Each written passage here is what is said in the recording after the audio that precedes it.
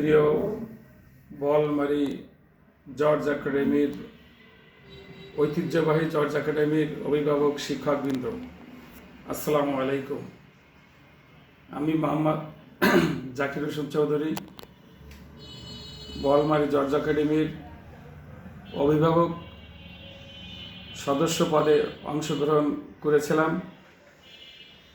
আমার বাবা অত্র বিদ্যালয়ে মরহুম জহুরুল হক চৌধুরী দীর্ঘদিন ধরে সভাপতির দায়িত্ব পালন করেছেন।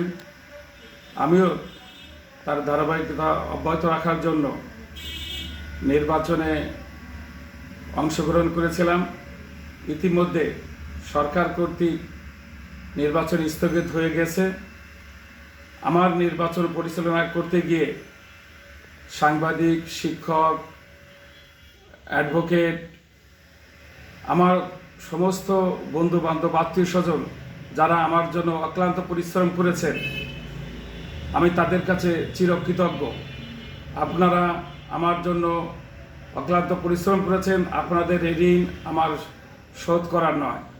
আগামীতে যদি নির্বাচন আসে, আমি আপনাদের দোয়া নিয়ে ইনশাল্লাহ অংশগ্রহণ করার চেষ্টা করব।